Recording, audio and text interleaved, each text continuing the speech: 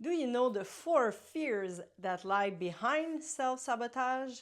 These 4 fears arise when we are on the verge of achieving exactly what we want, or when we've just achieved it and suddenly think, oh my gosh, what do I do with this? Because we were not created to live in abundance, a lot of money, perfect happiness, love, passion, and endless project. No, we were created to survive. As long as you are in survival mode, that's okay. But when you are someone who wants to change the world, someone who wants to push past their limits, that's when you have to step out of your comfort zone. And this is often where the self-sabotage kicks in. We all have an internal thermostat. And if your thermostat is set to 22 degrees and I open the window and it gets really hot outside, what does the thermostat do? It turns on the air conditioning to bring it back down to 22 degrees. If the temperature drops below 22, like it's minus 30 outside, the thermostat will kick on the heater to bring it back to 22. Now, let's say you've been making 250K a year for a long time with small variation, maybe between 235 and 260, but always around that amount. This is your financial thermostat set at 250 a year. Then one day you land an exceptional contract worth an extra $100,000, bringing you total earning 350. What happens now? Your thermostat goes from 22 to 26. 26. A part of you may think, wait a minute, this isn't right. I'm used to 22. What's happening at 26? The voice in your head may start saying, who do you think you are making this much money?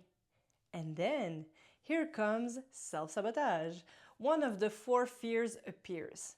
The fear of not being enough, the fear of shining too much, the fear that it's too much for you, or the fear of losing it all.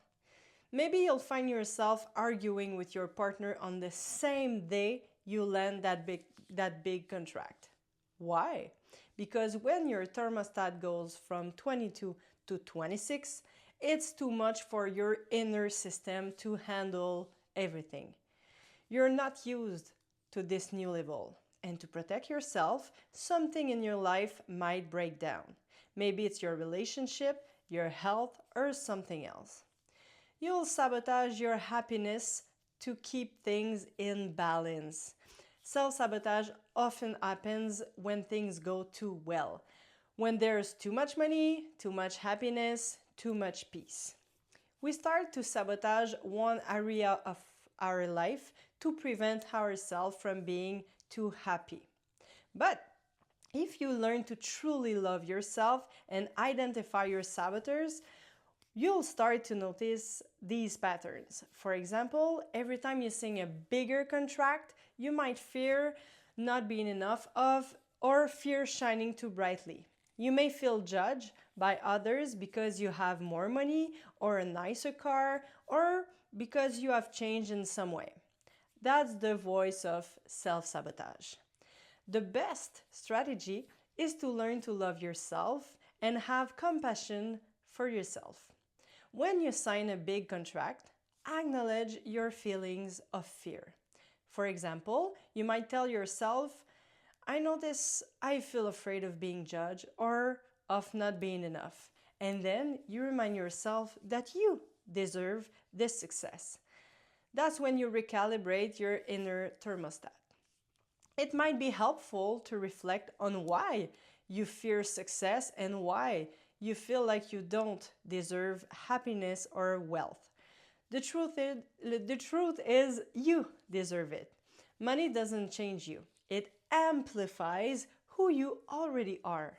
And if you're already generous and kind, more money just means you can give more, have more time for the things that matter, and help others more. When there's a block in your life, whether it's love, money, or health, take a step back and slow down. take a few seconds or even a few days to recalibrate and reconnect with yourself. Ask yourself, what do I want for my life? Do I want to go from 22 to 26? What does that mean for me? And what do I need to believe in to allow myself to go to this level? When the 4 fears arise, don't panic. Instead, see them for what they are. It's all about shifting your mindset and recalibrating your thermostat. Self-sabotage will always be there, but you'll learn to recognize it and move past it. Keep adjusting your inner thermostat to align with your new reality. So, are you ready to let go of all those fears?